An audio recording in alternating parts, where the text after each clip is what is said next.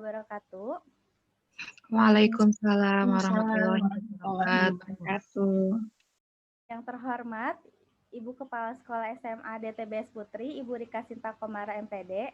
Yang terhormat para jajaran pengurus komite dan yang terhormat para sivitas SMA Darut Tauhid Boarding School Putri dan para ayah bunda wali santri yang berbahagia. Terima kasih. Selanjutnya, marilah kita panjatkan puji syukur kehadirat Allah Subhanahu wa taala seperti itu ya. Karena limpahan rahmat dan karunia-Nya lah kita bisa melaksanakan gitu ya acara secara online ini. Meskipun pandemi ya ayah bunda ya, tapi kita bisa melaksanakan acara secara online seperti itu ya. Ayah bunda ada di mana-mana seperti itu ya, di luar kota ya. Seperti saya juga di Indramayu bisa melaksanakan kegiatan ini secara online seperti itu. Dan tak lupa juga mari kita curah dan limpahkan salawat serta salam kita kepada junjungan kita Nabi besar Muhammad SAW yang mana sebagai perantara Allah untuk firman-Nya ya membawa kita ke dunia yang lebih terang benderang lagi dari zaman jahiliyah dulu. Dan selanjutnya perkenalkan saya Siti Rahmadani di sini insya Allah akan menjadi MC ya yang membersamai ayah bunda dalam acara Smart Parenting ini. Sebelum kita masuk ke acara, perkenankan saya untuk membacakan rundown kegiatan terlebih dahulu. Pada hari ini, insya Allah kita akan yang pertama pembukaan, yang kedua sambutan oleh Ibu Kepala Sekolah, nanti dilanjutkan tilawah, selanjutnya akan ada pemaparan materi oleh Ustadz Kuliadi, dan dilanjutkan dengan sesi tanya jawab lalu penutupan seperti itu. Selanjutnya agar lebih berkah lagi ya, mari sama-sama ayah bunda untuk mengawali acara pada hari ini dengan memperdengarkan lantunan ayat suci Al-Quran yang akan dibacakan oleh Ustazah Nia. Ustazah Nia, apakah sudah terhubung? Alhamdulillah sudah terhubung, Bu. Ya, bagaimana suara saya jelas, Bu? Ya, jelas Ustazah. Ya, boleh. Waktu dan tempatnya dipersilahkan. Ya. Kepada seluruh yang hadir dalam kegiatan pada pagi hari ini, berkenan kita awali kegiatan kita dengan tilawah terlebih dahulu. Yang ada mushafnya boleh dibuka Quran Surah Luqman ayat 1 sampai ayat 11. A'udzu billahi minasy syaithanir rajim. Bismillahirrahmanirrahim. Alif Lam Mim. Tilka ayatul kitabil hakim. Hudan wa rahmatan lil muhsinin. Alladzina yuqimuna as-salata wa yu'tuna az-zakata wa hum bil akhirati yuqinun. Ulaika ala hudan mir rabbihim wa ulaika humul muflihun. Wa minan nasi may yashtari lahwal hadithi liyudilla an sabilillahi bighairi ilmin wa yattakhidhaha huzwa. Ulaika lahum adzabun muhin. Wa idza tutla alaihi ayatuna walla mustakbiran ka'an lam yasma'ha ka'anna fi udhunayhi waqra. Fabashshirhu bi'adzabin alim.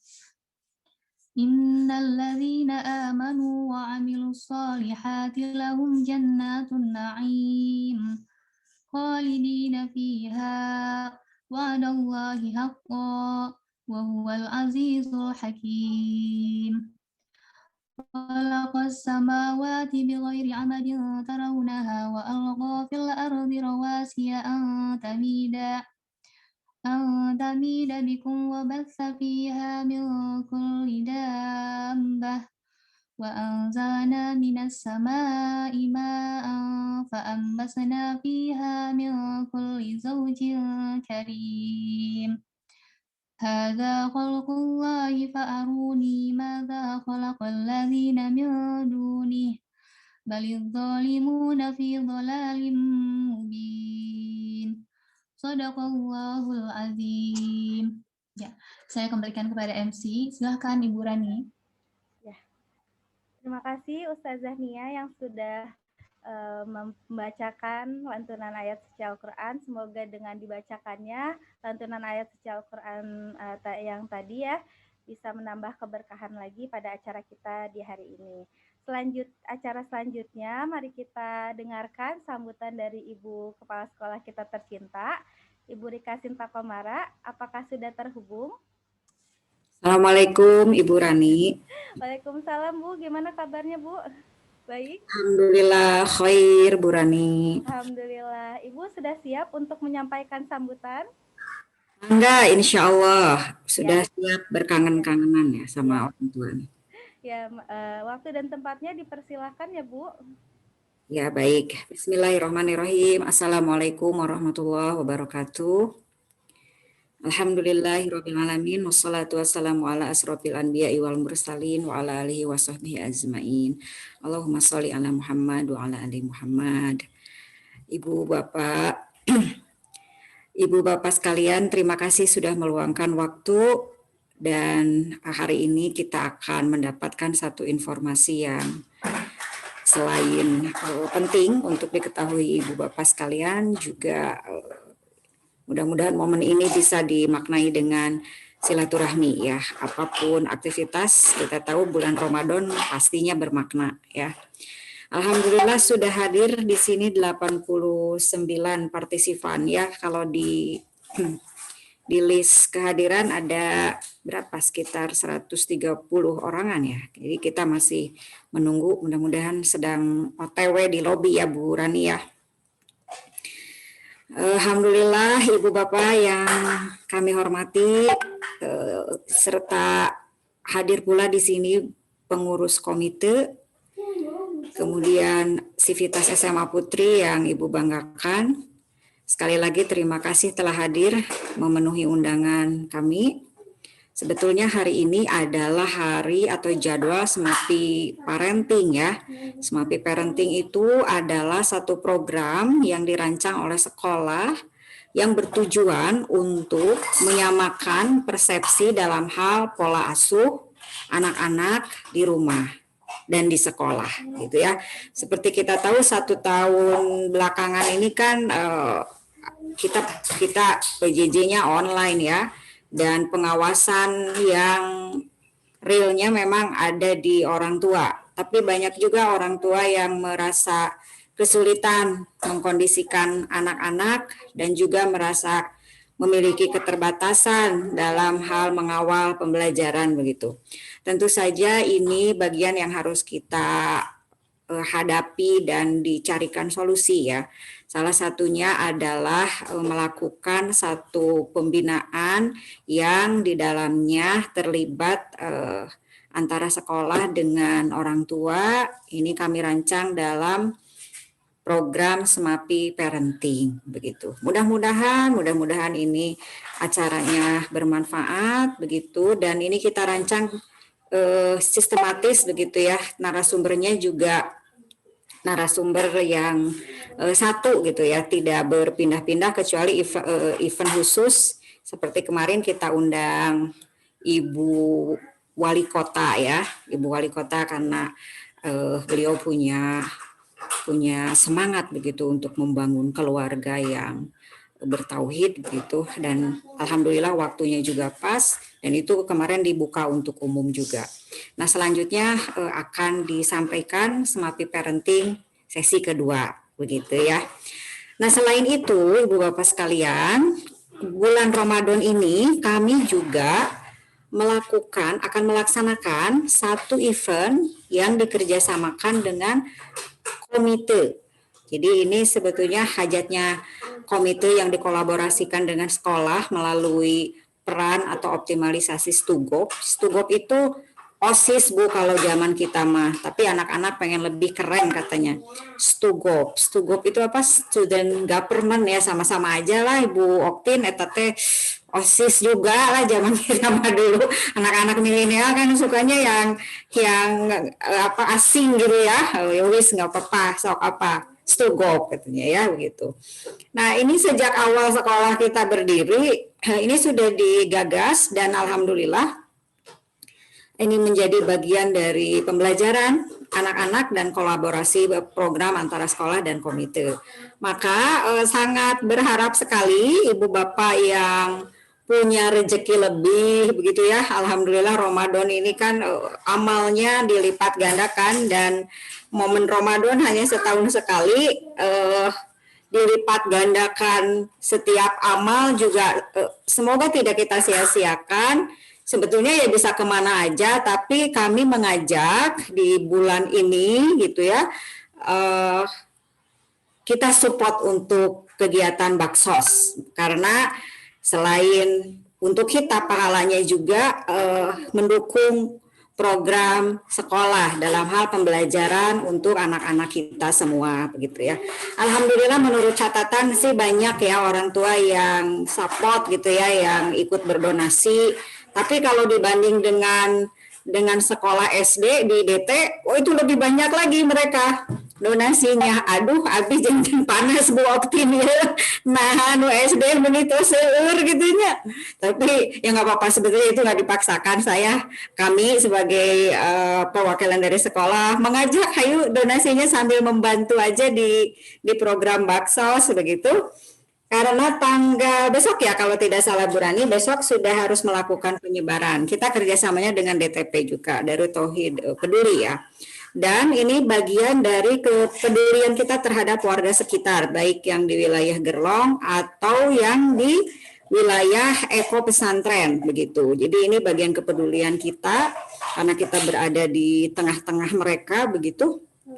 Maka sudah selayaknya apa yang menjadi kelebihan dari harta kita share juga, kita bagikan kepada mereka. Nah, barangkali hari ini adalah hari terakhir kalau nggak salah pengumpulan donasinya. Nanti bisa menghubungi Bu Nike ya sebagai bendahara komitenya. Bu Nike sebagai bendahara komite dan nanti insya Allah akan dilaporkan oleh komite tentang pelaksanaan kegiatan ini. Nah, Ibu Bapak sekalian yang tidak kalah pentingnya, informasi mengenai aktivitas di bulan Mei. Aktivitas di bulan Mei, anak-anak kita ini kelas 10 dan kelas 10 ya, terutama kelas 10 akan mengakhiri masa belajarnya di tanggal 7. Jadi besok terakhir ya, besok terakhir anak-anak kelas 10 belajar.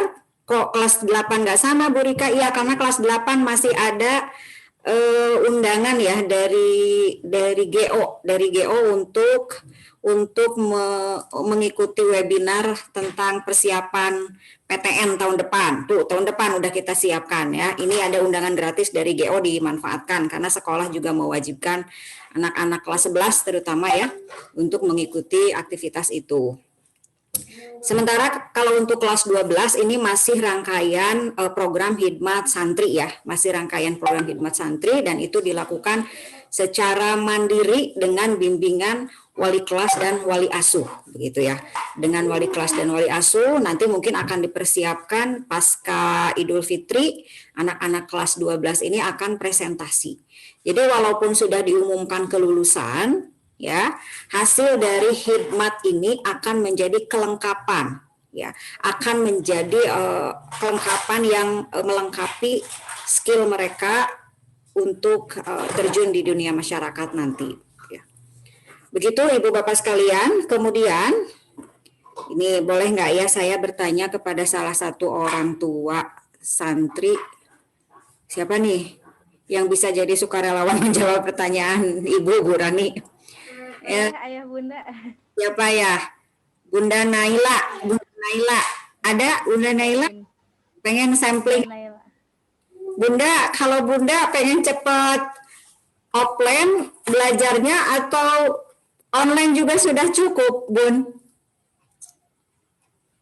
Saya sih maunya offline ya, Bu.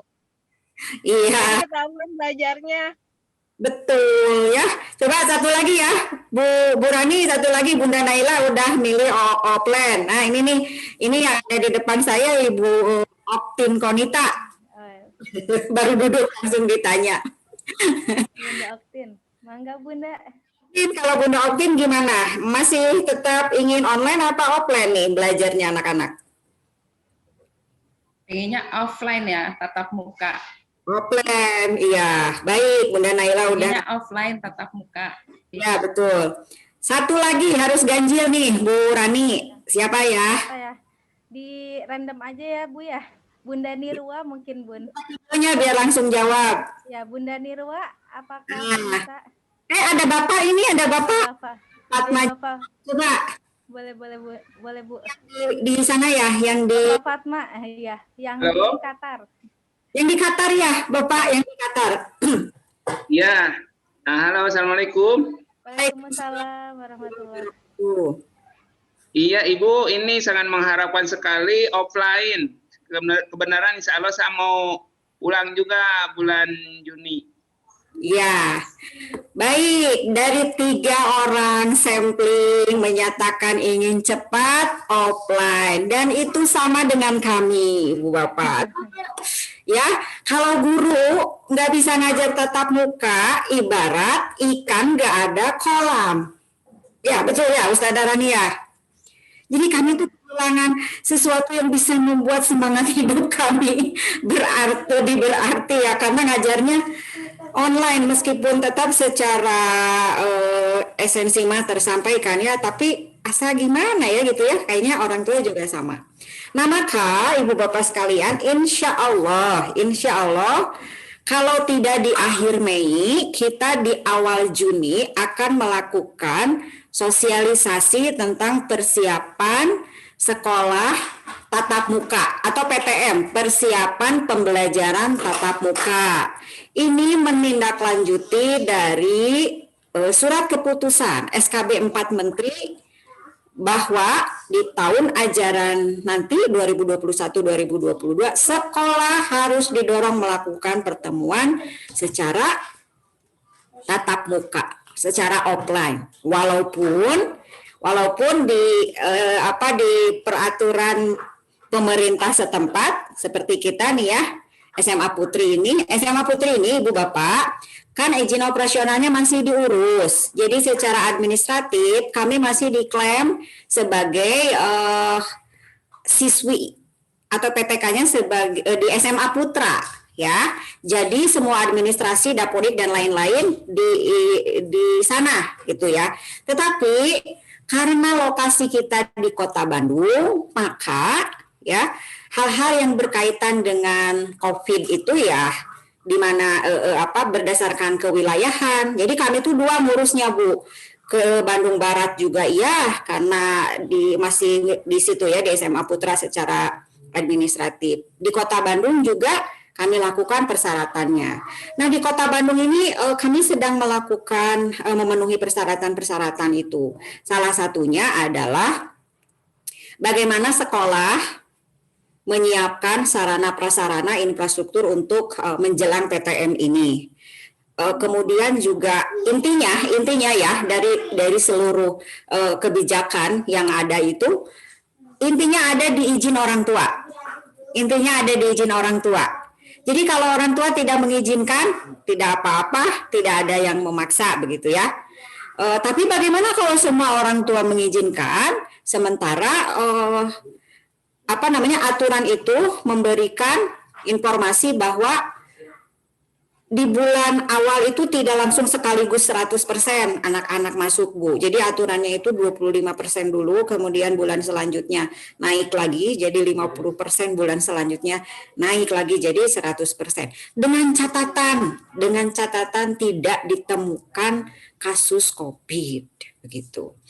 Dan syarat yang lain, kami sekarang ini sedang mendorong semua PTK melakukan vaksin. Jadi tidak ada yang tidak vaksin. Ada beberapa guru yang enggan divaksin, ya nggak bisa kalau nggak mau divaksin. Karena vaksin bagian dari ikhtiar ya. Aturan kami begitu. Dan Ibu Bapak juga nanti mungkin sambil menunggu informasi dari pemerintah kapan vaksin itu dilakukan ke anak-anak seusia anak-anak kita begitu. Itu barangkali nanti tolong diagendakan, bisa jadi di awal Juni ya, di akhir Mei atau awal Juni kita akan mengagendakan pertemuan dengan orang tua mengenai persiapan pembelajaran tatap muka. Nanti kami juga akan mengundang dari pihak Direktorat Pendidikan dan panitia khusus AKB di Darut Tauhid ini. Nah, Ibu Bapak, mengenai PTM ini pasti dirindukan oleh semua orang tua dan guru juga. Sekali lagi mohon diagendakan. Kemudian Ibu Bapak, barangkali nanti Ibu Bapak bisa memberikan informasi juga kepada yang tidak hadir, karena nanti pertemuan tatap muka itu selain dihadiri oleh yang sekarang kelas 11 dan kelas 10, karena bulan Juni kelas 12 yang sekarang ini udah keluar, berarti akan bergabung orang tua siswa baru di PTM. Nah, nanti kita bisa bersilaturahmi. Banyak tuh yang angkatan baru ini. Kami menerima 130 santri. 130 santri dan alhamdulillah sudah terpenuhi, tinggal 2%-an lagi. 2%-an lagi. Jadi kita keluarganya bertambah ya, keluarga besarnya bertambah luar biasa. Ya, ini jadi pengen cepat Juni ya, pengen menginformasikan ke orang tua bahwa kita juga melakukan persiapan untuk PTM. Adapun kita kan tidak tahu ya apa yang akan terjadi begitu, tapi sebagai bentuk ikhtiar kita akan melakukan seoptimal mungkin. Nah, Ibu Bapak sekalian, barangkali itu yang bisa saya sampaikan, informasi-informasi pentingnya. Sekali lagi di bulan Juni, mohon Ibu Bapak yang punya kelebihan rezeki, silahkan kami perkenankan untuk membantu aktivitas Baksos, karena ini adalah bagian dari amal soleh untuk kita dan membantu anak-anak kita belajar berbagi, ya, mengasah kepekaan sosialnya. Billahi taufiq wal hidayah. Assalamualaikum warahmatullahi wabarakatuh. Waalaikumsalam warahmatullahi wabarakatuh. Terima kasih atas sambutan dan informasi-informasinya, Bu Rika. Nah, selanjutnya ya Ayah Bunda, karena sudah ada Ustadznya ya, Ustadz Mulyadi sudah terhubung. Nah, mau cek sound dulu nih. Ustadz, apakah sudah terhubung? Nah, boleh ya sambil kita menunggu Ustadznya. Saya akan bacakan dulu terlebih dahulu ya CV-nya. Jadi selanjutnya itu akan ada pematerian tentang penerapan pola asuh pendidikan ala kitab Tarbiyatul Aulad ya Ayah Bunda, yang akan dipaparkan oleh Ustadz Mulyadi Al-Fadil ya.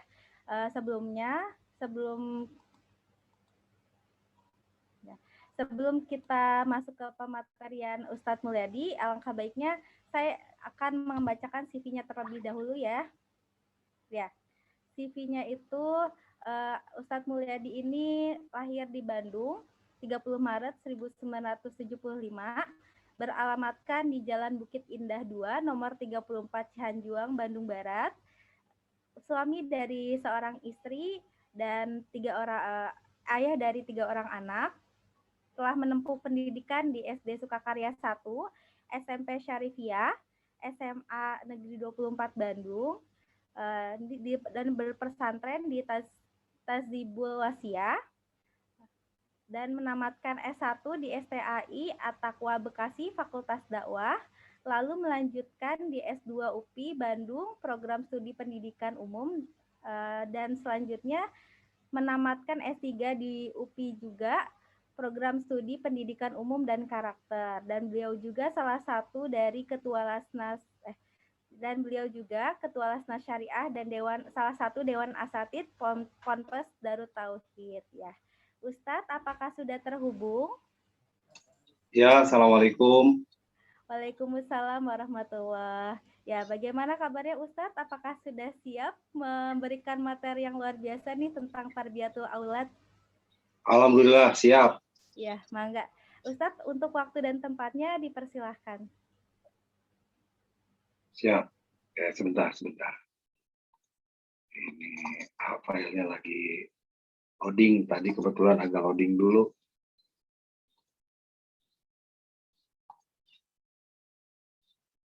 Sebentar ya.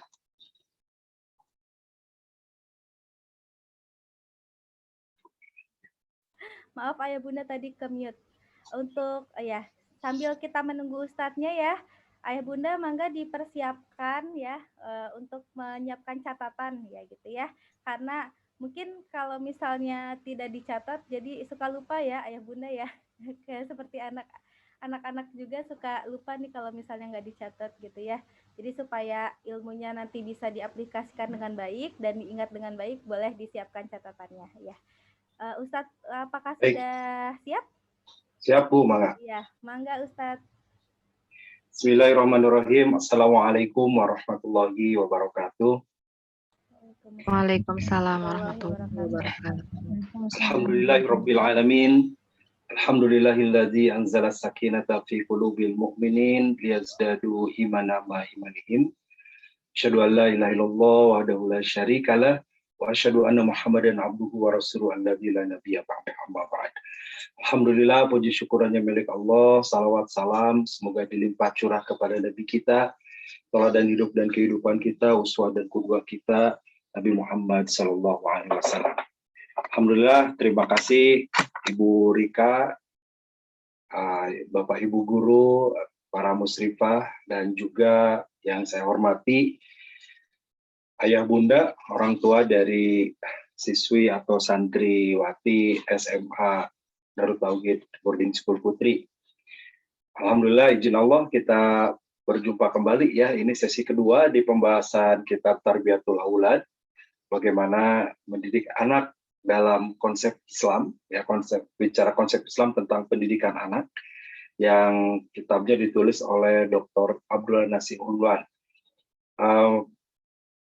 Tentu tidak sedetil di kitabnya, yang saya sampaikan adalah banyak resume atau mungkin intisari ya dari kitab tersebut, karena kalau membahas kitab waktu kita nanti tidak cukup ya. Yang kedua, kita bersyukur ini dalam posisi kita berada masih di bulan yang penuh berkah, bulan Ramadan, dan kita berada di akhir-akhir bulan Ramadan ya. Hari ini nanti malam ke-25, hari ini tanggal 24 atau hari ke-24 dari bulan Ramadan. Semoga Allah menerima segala amal ibadah kita di bulan Ramadan yang sudah kita lewati, yang sedang kita jalani, dan sisa yang akan kita jalani di beberapa hari ke depan. Jadi hari ke-24, berapa hari lagi Lebaran, Bu? Ya. Ibu sudah mikirnya Lebaran ya, Bu ya. Padahal nanti tuh besok tuh pas habis Ramadan kita baru sadar, udahan lagi Ramadan, nggak kerasa ya. Kalau udahan sih udah nggak kerasa sebenarnya ya.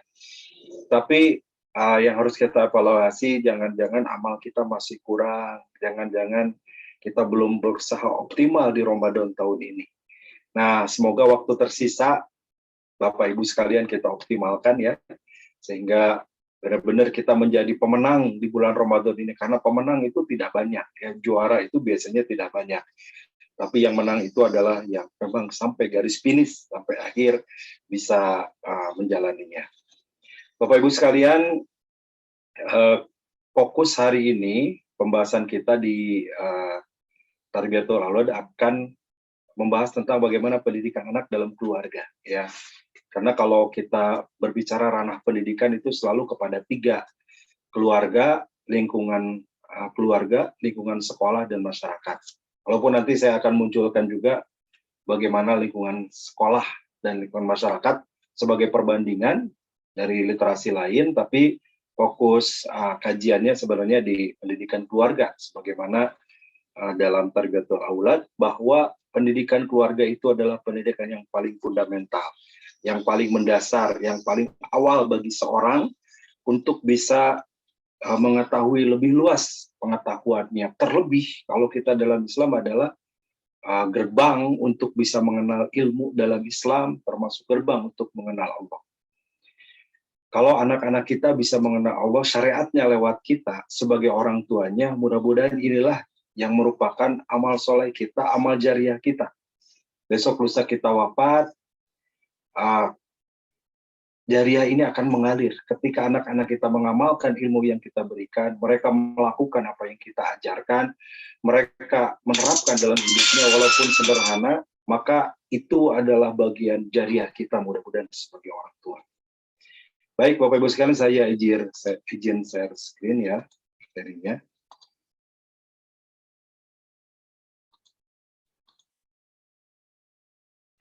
Oke, jadi fokus sekali lagi dalam pendidikan orang tua ya. Jadi kita memiliki peran sebagai orang tua ini tidak lepas dari peran sebagai pendidik. Selain melahirkan, ya, kalau sekedar melahirkan kan Bu, bukan prestasi ya. Alhamdulillah saya punya anak 5, itu belum apa-apa. Sebab seekor anjing itu bisa melahirkan, sekali melahirkan 8. Maaf ya, kalau luar Sunda, orang Sunda itu sulap-selip susu 8. Susu anjing nyelap 8. Mungkin karena anaknya 8. Nah, kambing itu sekali beranak bisa 2, bisa 4. Dan beranaknya bisa sering ya, sekian bulan sekali. Jadi kalau kita punya anak ini belum jadi prestasi, bukan prestasi. Tapi lebih kepada ini amanah. Ya, amanah dan tetap harus kita syukuri. Kemarin ada yang konsultasi ke saya, seorang ibu pejabat di sebuah perusahaan besar. Ya, saya tidak bilang Telkomsel, tapi kurang lebih itulah. Ya. Jadi perusahaan seluler, ya. Bilangnya salah kesebut namanya. Nah, pejabat si ibu ini, wanita karir begitu, tapi sudah berkeluarga sekian puluh tahun dan tidak punya anak. Sampai bertanya, gimana Ustadz nasib saya gitu, apakah saya menyalahi hadis Rasul bahwa diperintahkan untuk menikahi yang melahirkan, berpotensi melahirkan. Ya, saya bilang betul Bu, hadisnya jelas kata Rasulullah, tazawwadal waludal wadud, nikahilah wanita yang berpotensi melahirkan dan yang mencintai. Hanya masalahnya potensi melahirkan ini kita tidak tahu, ya. Jadi tidak ada, bukan salah ibu, ya. Karena punya anak itu rahasia Allah dan Allah yang menentukan sebagaimana di dalam surat Luqman ayat terakhir ya. Wa indahu ilmu sa'ah, ya, di sisi Allah lah ilmu tentang kiamat. Kemudian termasuk wa ya'lamu ma fil arham, tidak ada yang tahu apa yang ada di dalam rahim. Artinya ketika kita ingin punya anak, maka terserah Allah yang memberi. Allah yang maha tahu kapan seseorang harus punya anak. Jadi ibu jangan mengeluh sampai sini Bu. Ya tapi Pak Ustadz, kata dokter, saya udah dicap mandul. Dokter itu manusia Bu. Saya stop dulu ya supaya enak ceritanya. Dokter itu manusia Bu. Sebab yang nentuin anak itu Allah. Nah, saya angkat kisah Nabi Zakaria ya. Nabi Zakaria diabadikan di dalam surat Maryam dari ayat 2 sampai 11, ada juga di surat Ali Imran dari ayat 34, 35 dan seterusnya. Ya, bagaimana Nabi Zakaria yang sudah tua renta dalam ayatnya bahwa tulang-tulang saya sudah lemah, kemudian kulit sudah keriput. Wa mur'ati akhir, dan istri saya juga sudah tua, lemah serta dicap mandul. Ya, jadi sudah sesuatu yang sangat tidak mungkin. Udah kakek nenek punya anak dan sudah begitu juga dicap mandul ya. Wamroati akhir mandul ya. Ternyata dengan berdoa memohon kepada Allah, Nabi Zakaria tidak pernah berhenti sampai Nabi Zakaria wahanal abdu minni walam, aku akan terus meminta kepadamu ya Allah, aku tidak pernah bosan meminta kepadamu. Ternyata diberi seorang anak, bukan hanya anak biasa tetapi seorang yang luar biasa. Kenapa? Karena yubashshiruka bi Yahya musaddiqan bi kalimatin minallahi wa sayyidan wa sura wa nabiyyan minas shalihin. Allah memberi kabar gembira kepada Nabi Zakaria dan istrinya, diberi seorang anak, Nabi Yahya, seorang nabi, musaddiqan bi kalimatin minallahi wa sayyidan wa sura wa nabiyyan minas shalihin. Seorang yang terkemuka, sayyid, seorang nabi, seorang salih. Ya. Buah dari doa dan sungguh-sungguh. Nah, tugas kita juga sebagai orang tua, karena Bapak Ibu sudah punya anak, gitu ya, takdirnya. Nah, jadi pertama memang harus dimulai dari keluarga, bahkan dimulai sejak sebelum anak itu lahir, ya, atau yang dalam konsep Islam disebut dengan pendidikan anak mulai dalam kandungan, ya, sehingga sudah mulai pendidikan itu dilakukan.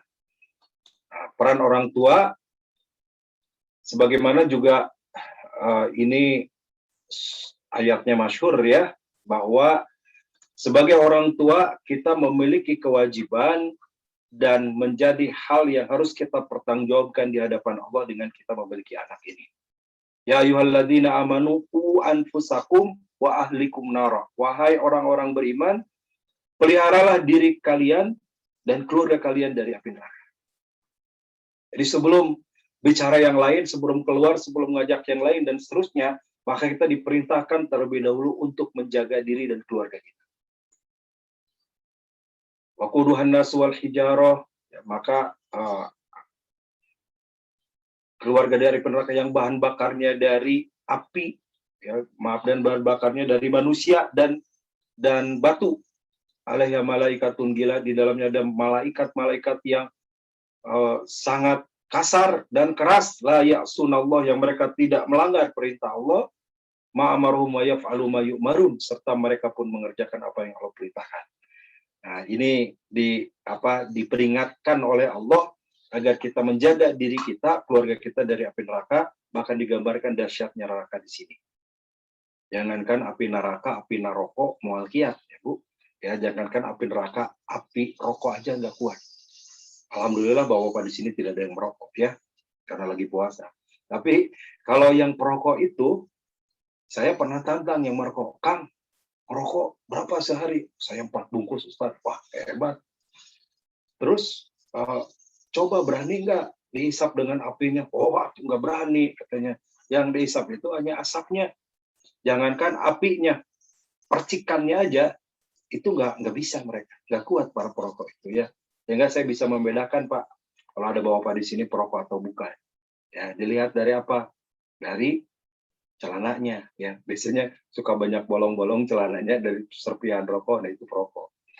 Nah, jadi api neraka itu kita diperintahkan menjaga diri dan keluarga dari api neraka, karena api neraka ini sangat dahsyat. Rasulullah satu ketika berkumpul dengan para sahabat dan mendengar satu dentuman, dan para sahabat bertanya, suara apa itu ya Rasul? Rasulullah, itu suara kerikil yang jatuh dari atas neraka, jatuh sampai ke dasar neraka. Jarak waktu jatuhnya 500 tahun. Dan api neraka sab'ina marrah min narid dunia, 70 kali dari panasnya api dunia. Kalau di dunia ini katanya yang terpanas itu 3000 derajat. 3000 derajat itu warnanya putih. Level kedua 1500 derajat warnanya hitam, dan level ketiga 1000 derajat warnanya merah. Dengan warna merah 1000 derajat, baja bisa mencair, batu bisa meleleh. Manusia udah tidak akan berwujud. Nah, 70 kali lipat lagi dari yang 3000.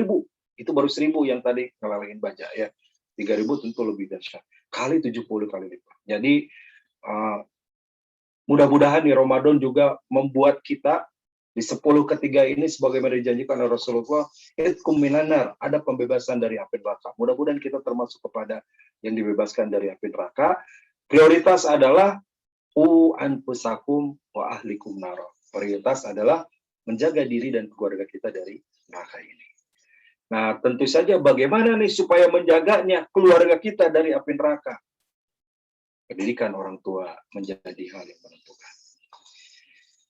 Anak itu amanah ya. Jadi sekali lagi, punya anak bukan prestasi, bukan sebuah keberhasilan dan sebagai orang tua, tetapi justru amanah yang harus dipertanggungjawabkan. Proses penanaman nilai pada diri anak secara praktis dimulai sejak anak dilahirkan. Udah belum? Muncul metode pendidikan mulai dari kandungan ya. Bahkan para ulama menganjurkan lagi mulai sejak memilih jodoh untuk bagaimana berpikir ke depan ya, punya anak yang baik berkualitas itu dimulai dari sebelum menikah, jodohnya tadi, kemudian udah menikah, menikahnya sesuai syar'i, kemudian dalam kandungan dididik, dan proses praktisnya. Nah, ini praktisnya.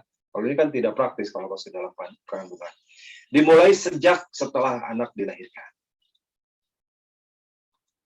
Ini hadis secara umum bahwa yang akan menjadikan seseorang itu jadi baik atau buruk tergantung dari lingkungan keluarganya. Ini hadisnya umum ya, sering kita dengar ya.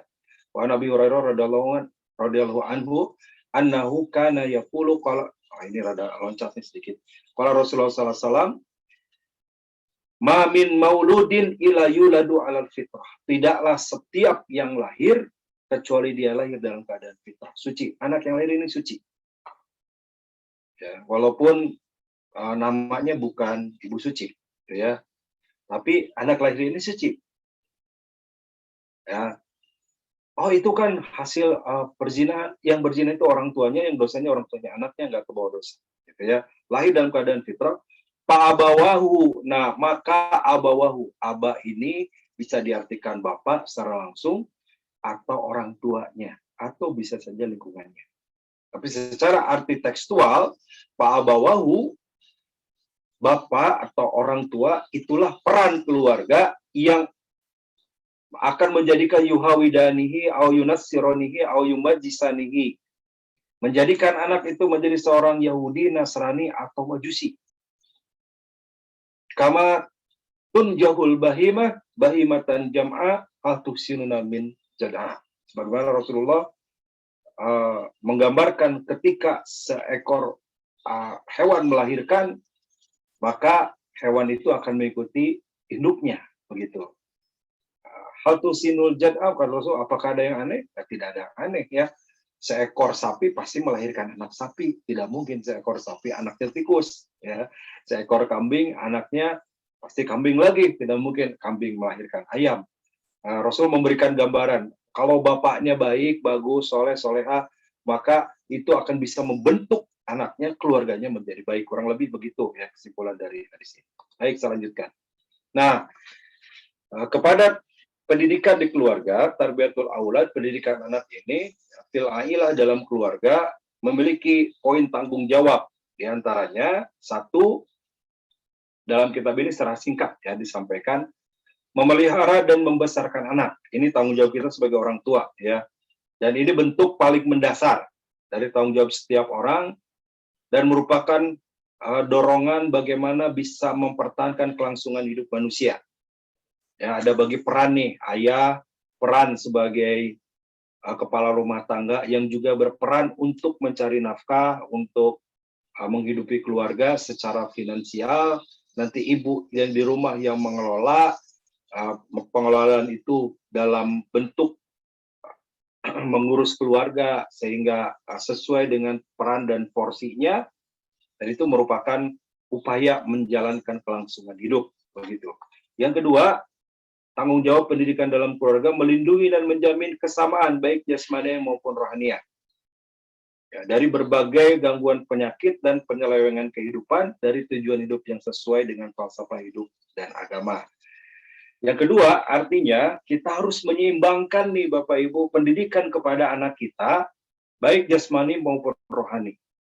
Banyak orang tua yang hanya memenuhi bagi anaknya kebutuhan fisik saja. Ya, dan tidak memenuhi kebutuhan rohaninya. Anak mau apa-apa dikasih, mau handphone terbaru dibeli, mau minta dibeliin motor dikasih, minta mobil diberi, tapi nggak pernah anaknya suruh belajar Quran, nggak pernah anaknya diajak ke masjid atau disuruh ke masjid, nggak pernah anaknya diperintahkan untuk hadir ke majelis ilmu, nggak pernah anaknya disuruh untuk belajar Quran, maka ini menunjukkan ketidakseimbangan. Ya, pendidikannya tidak mendidik, bahkan bisa jadi kalau hanya sekedar mencukupi dari sisi jasmania. Yang ketiga, memberi pengajaran ya, dalam arti luas ya, sehingga anak memperoleh peluang untuk memiliki pengetahuan dan kecakapan seluas dan setinggi mungkin yang dapat dicapai. Ini bisa jadi perannya dibagi nantinya dengan sekolah, karena tidak semua kita sebagai guru dan bisa mengajar, bahkan guru saja sunatullahnya ternyata nggak bisa mendidik anak sendiri secara langsung. Artinya dia tetap harus dititipin di sekolah. Ya, sunatullahnya demikian ya. Para kiai itu ternyata anaknya itu nggak dipesantrenkan di pesantrennya, tapi ke pesantren luar. Kenapa? Supaya kaya banyak ilmu wawasan dari luar juga. Walaupun Burika kepala sekolah, anaknya bisa saja tidak sekolah di SMA Putri DT ya, karena anaknya putra Jadi tidak sekolah di SMA Putri DT. Tapi bisa saja ke sekolah lain supaya punya wawasan luas gitu. Saya orang DT, anak saya dulu SMP DT, SMA-nya di Tahfidz DT, tapi Tahfidz juga keluar di pesantren luar. Ya, ada STAI di Darut Tauhid, tapi anak saya kuliahnya di UIN gitu ya, nggak ikut. Padahal bapaknya ketua STAI. Tapi ya takdirnya mungkin anak nggak bisa dipaksa dan dia punya cita-cita, punya visi. Nah, kita bisa mengarahkan ya. Nah, jadi nanti dibagi, ada peran kita orang tua di rumah, nanti ada peran sekolah dalam bentuk pengajaran ini.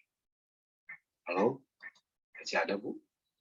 Nah, yang keempat, tugas kita dalam keluarga sebagai orang tua membahagiakan anak. Ya, bahagia ini maknanya dua, bisa bahagia dunia dan akhirat. Tentu yang harapannya kedua-duanya. Doa sabu jagat kan, Robbana atina fid dunya hasanah wa fil akhirati hasanah. Bahagia di dunia, bahagia sampai di akhirat. Sesuai dengan pandangan hidup dan tujuan seorang muslim, ya, dipandu oleh Al-Quran di surat Al-Baqarah ayat 202.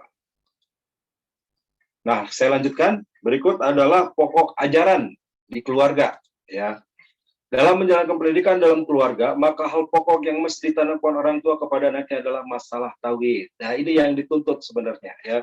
Di dalam kitab Tarbiyatul Aulad ini, penekanan ini menjadi hal yang penting, dan ini menjadi harusnya menjadi target kita di keluarga. Yang kita lakukan, yang kita utamakan di dalam pendidikan keluarga adalah menanamkan tauhid kepada anak-anak kita. Dan ini bisa sejak kecil ya, Bu. Contoh ini yang dilakukan oleh Nabi Yakub, ya. Nabi Yakub ini putra dari keturunan dari Nabi Ibrahim. Ibrahim punya anak Ishak, Ishak punya anak Yakub, ya. Jadi keturunan Nabi Ibrahim dan keturunan para nabi dari Nabi Ibrahim lewat Darul Ishak sampai kepada Nabi Isa, para nabi, nanti dari Nabi Ismail turun sampai kepada Rasulullah SAW. Nah, ini contohnya. Am kuntum syuhada id hadara Yaqub al-maut. Ya, kalian hadir ketika Yakub kedatangan tanda-tanda kematian. Ya, atau maksudnya menyaksikan bagaimana ketika Yakub itu akan datang kematian. Jadi sudah ada tanda-tanda akan mati, akan wafat, begitu beliau. Id qala li bani ma ta'buduna min ba'di. Lalu dia bertanya kepada anak-anaknya, ma ta'buduna min ba'di. Apa yang kalian akan sembah setelahku? Maksudnya setelah aku wafat nanti, kalian akan menyembah siapa? Menyembah apa? Qalu, maka mereka keturunannya, anak-anaknya menjawab, na'budu ilahaka wa ilaha abaika Ibrahim wa Ismaila wa Ishaq wa ilaha wahida. Ya, jadi Ibrahim punya anak Ismail, Ismail punya anak Ishak, Ishak punya anak Yakub. Ya, putra Yakub ini mengatakan,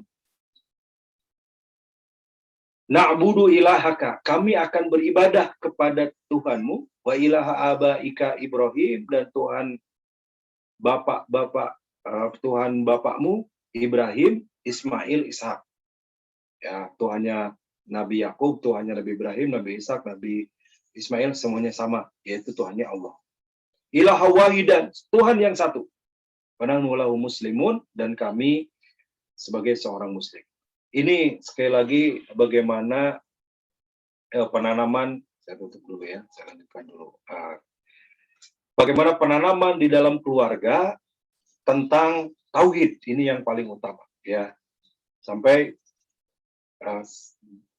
ini sebuah wasiat barangkali kalau kita mengkaji ayat ini, ya. Sebuah wasiat sebelum wafat itu ditanya, nanti kalau Bapak wafat, apa yang akan kalian lakukan? Siapa yang akan kalian sembah? Kurang lebih begitu, ya. Karena ada juga Pak Bu yang ngumpulin anak-anaknya, sudah dirawat nih, anak-anaknya dikumpulin. Ditanya, kebetulan dia punya toko gitu ya. Anak nomor 1 ada Pak. Nomor 2 ada. Nomor 3, anaknya 5. Nomor 4, nomor 5 ada. Ini sudah kumpul semua. Kumpul Pak semua. Bapak ada wasiat apa? Semua di sini siapa yang menjaga toko? Ini memang tukang toko ya. Tergantung paham atau tidak. Ini yang punya toko yang ngumpulinnya. Nah, pendidikan dalam keluarga ini menjadi penting dimulai dengan pendidikan ketauhidan. Ya, baik, saya lanjutkan dulu. Nah, lalu lanjutan pokok ajaran agama ini di dalam ayat lain juga Allah berfirman, ini kaitan dengan pendidikan anak ya, sebagaimana Luqman ya memberikan wasiat kepada anaknya. Jadi Luqman ini sebagian mengatakan ini masih misteri ya. Saya pernah baca di tafsir Ibnu Katsir atau tafsir Al-Aisir fi Tafasir, itu para ulama berbeda. Siapa Luqman ini? Ada yang menyebutkan Luqman itu seorang nabi, tapi bukan rasul. Karena Allah menurunkan 128.000 nabi, tapi kalau rasul 25 yang harus diketahui. Luqman ini nabi tapi bukan rasul. Ada yang mengatakan dia orang soleh biasa saja. Ada yang mengatakan dia seorang ahli ibadah yang sangat luar biasa. Tapi tentu saja ada kelebihan kenapa sampai Allah abadikan di dalam Al-Quran, ya, surat Luqman. Ada satu surat Luqman, surat ke-31 kalau tidak salah. Wa idh qala Luqmanu libnihi wa huwa ya'iduhu ya bunayya la tusyrik billah. Ini pendidikan tauhid kepada anak. Ya, ingatlah ketika Luqman memberikan nasihat atau Luqman berkata ya kepada anak-anaknya, wa idh qala Luqmanu libnihi, ingatlah ketika Luqman berkata kepada anaknya, wa huwa ya'iduhu, dan dia ya'iduhu, memberikan pelajaran, memberikan nasihat kepada anaknya itu. Apa nasihatnya? Ya bunayya la tusyrik billah, inna syirka la dzulmun adzim. Wahai anakku, la tusyrik billah, jangan engkau menyekutukan Allah. Inna syirka la dzulmun adzim, karena sesungguhnya kesyirikan itu adalah kezaliman yang besar. Ini saya kutip dari Nur Wajad Ahmad ya. Dimulai dengan kalimat bunaya, ya bunaya. Nah, dalam bahasa Arab, Bapak Ibu yang baik, kalau menggunakan kata ya bunaya, ini menunjukkan kepada orang tua yang penuh rasa cinta, rasa sayang, yang rasa kasihnya luar biasa. Ya, bisa aja orang tua kita kan nggak manggil ke anak kita, bisa manggil namanya Bu, ya. Tapi mungkin kalau sayang mah ibu jarang nggak manggil anaknya ya. Hei sayang, kemana? Sayang, tolong bantu ibu, manggilnya itu karena ada rasa sayang, gitu ya. Atau cantik, ya, bantu ibu nih nyiapin buka, dipanggilnya cantik, gitu ya. Tidak manggil nama. Nah, Nabi Luqman itu mengambil kalimat ya bunaya, sebagaimana juga Nabi Ibrahim ketika akan menyembelih Nabi Ismail dalam peristiwa kurban itu menggunakan kalimat ya bunaya. Itu dalam bahasa Arab menggunakan kata ya bunaya menunjukkan kata saya. Padahal bisa saja ya walad, itu artinya sama, wahai anak. Ya gulam, wahai anak. Kalau bahasa Sunda mah jang tadi ya begitu ya. Nah, tapi tidak begitu. Tapi dalam bentuk kasih sayang, ya bunaya. Ya anakku atau wahai anakku, ya. Ibu juga boleh Bu, nanti panggil anak ya anakku, tapi sekali jangan diulang. Kalau diulang ya anakku, nggak noleh juga. Ya anakku, ya anakku, ya anakku, ya. Nah, kalau yang orang Bandung tersenyum ya, anakku ya gitu. Ya anakku ya gitu. Ya bunaya, ya panggilan dari Luqman kepada anaknya, dan pelajaran yang pertama, ini Luqman dari ayat 12 sampai 18. Nasihat-nasihat kehidupan bagi anaknya ya. Tapi dari rangkaian nasihat itu, yang pertama yang diajarkan, yang ditanamkan, yang diterapkan oleh Luqman kepada anaknya adalah la tusyrik billah. Janganlah engkau syirik kepada Allah. Jangan menyekutukan Allah. Inilah pelajaran tauhid, inilah pelajaran akidah, inilah penanaman tauhid dan pendidikan yang pertama yang harus kita ajarkan di keluarga kita. Mulai dengan anak kita dilepaskan, dijauhkan dari perilaku syirik dan menjadikan Allah sebagai Tuhannya. Lanjut ya. Nah, ayat ini mengidentifikasikan bahwa seorang pendidik yang baik harus memenuhi karakteristik anak didiknya serta menghargainya dengan baik dan larangan berbuat syirik. Ya, tadi dengan kalimat ya bunaya la tusyrik billah. Ungkapan kata yang penuh kasih sayang dan ajarannya adalah ajaran tauhid dijauhkan dari syirik kepada Allah. Satu, tugas kita di keluarga, Bu, saya ulangi ya, menanamkan tauhid. Yang kedua, memberikan pendidikan kecakapan hidup, ya, atau life skill, ya, memberikan kecakapan hidup. Saya lupa bahasa di kitabnya ya, tapi terjemahannya inilah ya, bahasa kita life skill lebih mudah ya. Jadi sebagai orang tua juga harus memberikan pendidikan kecakapan hidup kepada anak-anaknya. Apalagi biasanya anak perempuan itu banyak life skill yang bisa diajarkan langsung dari rumah oleh ibunya. Seorang anak perempuan itu tidak ada yang tidak bisa masak karena nggak pernah diajak ke dapur sama ibunya. Jangan ke dapur, biar ibu yang masak. Nanti takut tangan kamu kena pisau, di tangan kamu nanti kena api. Dilarang tuh. Sehingga begitu buat keluarga, dia nggak bisa masak. Suaminya ingin dibikinin sayur lodeh, nggak ngerti sayur lodeh itu gimana caranya. Ingin dibikinin rendang, apalagi rendang, rumit itu ya. Dibikinin sambal, nggak bisa. Karena nyambal itu ada 12 rukun sambal ya, mulai dari cengkeh, garam, bawang putih, bawang merah, kemudian gula dan seterusnya ya, sampai kepada coet yang coet mutu dan sebagainya. 12 rukun katanya. Itu rumit kalau nggak diajari. Nah, ini life skill yang sederhana aja ya. Mungkin yang banyak, yang lebih lagi kita bisa sekolahkan, bisa dikursuskan, bisa suruh belajar di luar yang kita tidak kuasai. Tapi yang dikuasai ini baiknya kita yang ngajarin. Ini life skill ya. Anak harus dibekali dengan berbagai keterampilan untuk menjalani kehidupannya sendiri. Dia harus bisa berjuang dengan tenaga dan pikirannya untuk menghadapi tantangan zamannya. Jangan sampai anak menjadi beban orang lain atau beban masyarakat, karena dia nggak bisa apa-apa. Makin dia punya banyak kemampuan, banyak skill, dia akan bisa survive dan bisa manfaat. Ya.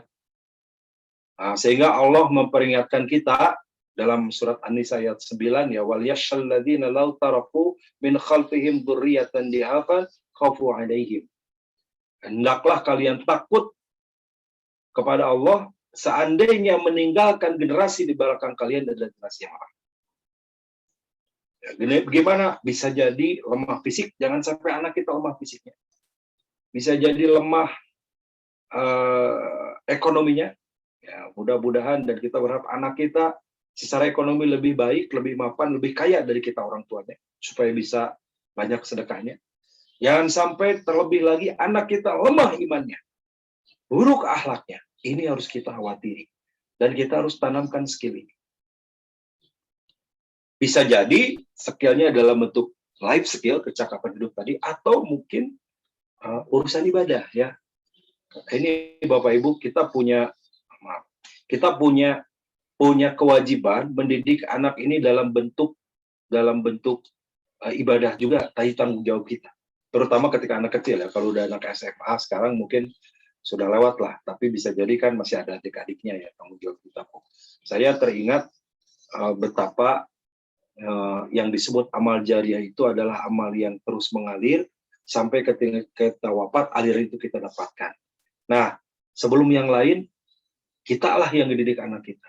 Kalau misalkan kita ajarin Fatihah nih anak kita, dan dia bisa Fatihah dengan benar, dia bisa membaca Fatihah, hafal Fatihah, dan menerapkan sehari berapa kali dia baca Fatihah. Sholat aja 17 kali itu, yang wajibnya saja, belum yang sunahnya. Setiap dia baca Fatihah, aliran pahalanya kepada kita. Saya teringat ayah saya, Bu, mudah-mudahan Allah memuliakan beliau ya. Alhamdulillah masih hidup gitu. Ramadan ini masih hidup. Beliau sebelum Ramadan kemarin itu sakit dan sudah pasrah ya, karena usianya udah 80 tahunan, 80 tahun. Pas ya tahun ini, teman-temannya sudah banyak yang wafat. Teman kantor satu pensiunan sudah banyak yang wafat. Dan ketika sakit kemarin tuh dia merasa, oh mungkin ini sudah waktunya pulang begitu. Udahlah cukup sampai 80 tahun. Tapi ternyata alhamdulillah sehat dan masih bisa sampai ketemu di Ramadan tahun ini. Tapi ada yang tidak pernah saya lupakan dari jasa ayah saya. Dulu mengajarkan skill kepada saya sholat. Jadi saya masih kecil nggak apa-apa, dituntun dibawa ke masjid, sujud, ruku dan sebagainya diajarin. entah mungkin karena pengetahuan orang tua masih terbatas, entah batal atau tidak sholat beliau, karena sambil sujud itu sambil bisikin bacaan sujud ke saya, sambil bisikin bacaan tahiyat, sambil bisikin bacaan duduk antara dua sujud, sehingga saya ngerti dan tahu paling tidak, oh bacaan sujud itu ini, bacaan ruku itu ini, dan dulu dibisikin oleh orang tua ketika sholat, diajak sholat ke masjid.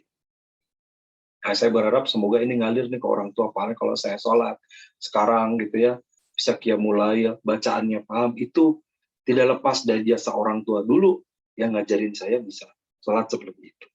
Nah, kita juga berharap Bapak Ibu, saya dan Bapak Ibu semua, kita punya jariah ini. Karena kita punya anak nih. Jadi kalau anak kita bisa sholat, baca bacaan Fatihah yang benar, bisa ngaji, itu syariatnya lewat kita. Semoga inilah aliran pahala yang aku juga. Besok lusa kita akan wafat, gitu ya, satu saat nanti. Entah tahun kapan kita tidak tahu. Tapi kalau kita udah nanamkan ini nih, nanamkan tauhid, skill ibadah yang bagus, ini jadi amal jariahnya terus mengalir.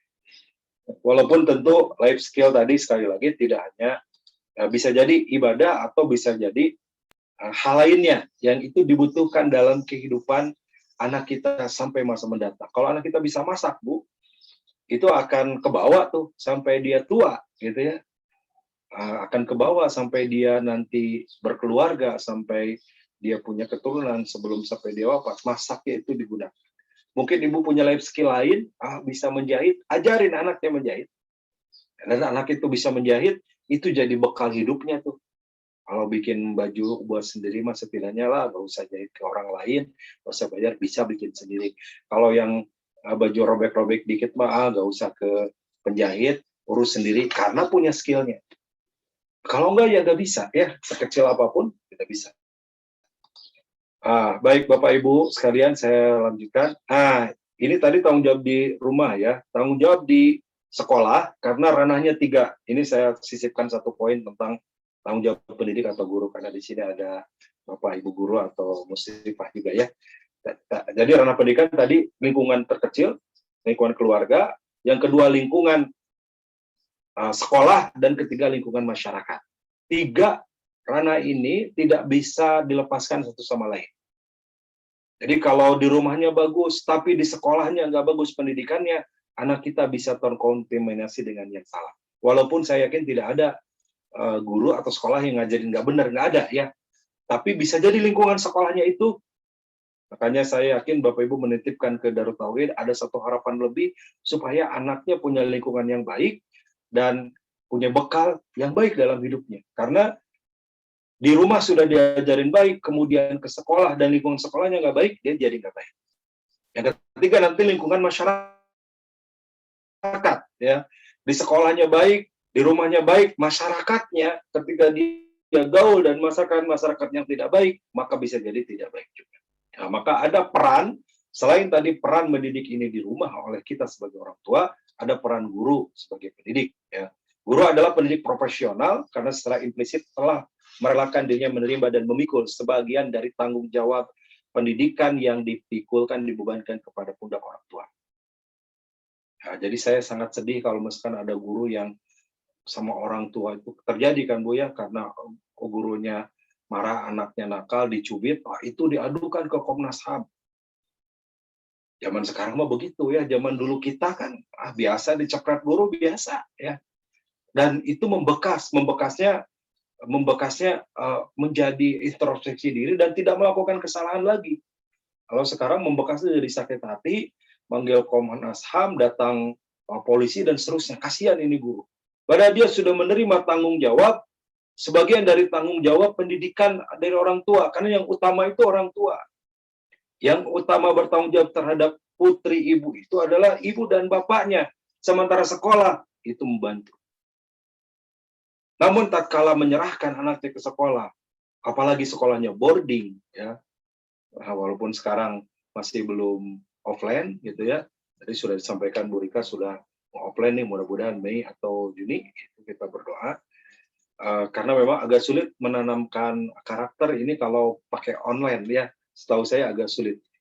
Nah, sekaligus berarti pelimpahan sebagian tanggung jawab pendidikan itu kepada guru atau kepada pihak sekolah kalau sudah terjadi seperti ini ya. Nah, maka ada sebuah ungkapan ini dari Rasulullah ya, kita jadi pembelajar, ini adalah hal yang baik. An Abi Ubaidah qala Abdullah ugdu aliman aw muta'aliman aw mustami'an. Ya, jadilah kalian itu sebagai aliman, orang yang berilmu atau guru, aw muta'aliman atau penuntut ilmu, aw mustami'an atau pendengar ilmu, aw muhibban atau yang mencintai ilmu. Kita nggak bisa jadi orang yang hafid Quran, nggak bisa ngapal Quran. Nah, kita jadilah orang yang suka kepada orang yang menghafal Quran. Jadi jalan orang bisa menghafal Quran. Kalau kita orang tuanya, Bu, susah ngapalin Quran ya, surat Al-Kafirun juga nggak beres-beres, kuliah ayyuhal kafirun la abudu mata budun wala antum abiduna ma'abud wala ana abidu ma'abatum wala antum abiduna ma'abud wala ana abidu ma'abatum, nggak beres-beres ya. Sekarang nambah 1 ayat, hafalannya yang kemarin 2 ayat lupa lagi. Nah, kita berharap anak kita muhibban, artinya kita berharap anak kita lebih baik dari kita, maka kita mengeluarkan biaya, mengeluarkan tenaga, pikiran untuk anak kita bisa lebih baik. Itu adalah amal soleh kita. Wala takun khamisan, patuhlah, jangan engkau jadi yang kelima. Yang kelima itu berarti jadi guru tidak, jadi pelajar tidak, jadi pendengar tidak, jadi yang mendukung atau menyukai tidak. Nah, itu mah tidak jadi apa-apa. Patuhlah dia yang akan merugi atau rusak. Nah, saya tambahkan dari Dr. Abdullah Nasir Unwan ini ada dari Abdurrahman An-Nahlawi. Ya, ini secara singkat saja ya. Tugas guru atau pendidik pada umumnya, baik tadi bisa guru di sekolah ataupun orang tua kita di rumah. Yang pertama adalah takdis ya. Takdis itu pensucian dari kata kudus ya, Allah yang Maha Suci. Yaitu pengembangan atau pembersihan dan pengangkatan jiwa manusia kepada nilai robbani sebagai penciptanya, Allah sebagai Rob. Menjauhi semua bentuk kejahatan dan menjaga agar peserta didik senantiasa berada pada nilai fitrah yang hanif. Bahasa lain, ini sebenarnya penanaman tauhid tadi ya, takdis. Menjadikan Allah satu-satunya, mensucikan dari segala kesyirikan, dari kemusyrikan, dari pengibadahan selain Allah. Yang kedua adalah pengajaran, ya, tadris. Ada takdis, ada tadris. Ya, tadris itu pengajaran, itu melakukan proses pengalihan berbagai pengetahuan dan akidah kepada akal dan hati peserta didik. Nah, inilah sesungguhnya yang kita tanamkan di Darut Tauhid ya, Bapak Ibu. Selain penanaman tauhid yang itu paling pokoknya, maka di target output kita adalah salimul akidah, penanaman tauhid, dan kemudian juga matinul khuluq, akhlak yang baik. Dari mana? Ketika para peserta didik, para santri ini memperbaiki hatinya, sehingga bisa direalisasikan di dalam kehidupan sehari-hari. Ya, mudah-mudahan nyambung nih teori dari Abdurrahman An-Nahlawi ini dengan bagaimana pendidikan yang kita bangun di Darut Tauhid ya. Sebagai kesimpulan, tugas pendidik ya, khususnya ini sekolah ya, saya menepik sekolah, setelah ini di masyarakat, sebagai pengajar instruksi atau instruksional ya, bertugas merencanakan program, melaksanakan sampai akhirnya melakukan penilaian. Ya, itu tugas guru, ya, tugas pendidik, ya. Pendidik juga sebagai educator ya, yang mengarahkan peserta didik pada tingkat kedewasaan, seiring dengan tujuan penciptaannya bahwa manusia ini diciptakan sebagai makhluk yang paling sempurna oleh Allah, insan kamil, tidak pakai ya, insan kamil. Insan kamil, manusia yang sempurna, manusia yang lengkap, diberi potensi akal, fisik dan hati. Ya, itulah merupakan potensi yang harus dikembangkan secara baik sehingga menjadi jalan untuk menggapai kebahagiaan dunia akhirat.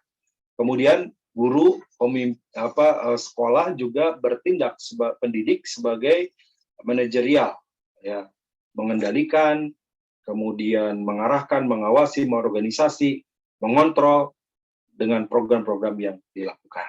Ya, jadi ini peran kedua ya, sekali lagi ketika kita orang tua di rumah memang memiliki keterbatasan, maka sekolahlah yang kemudian kita percayakan untuk bisa membantu sebagian dari tugas kita. Bukan sepenuhnya diserahkan ke sekolah.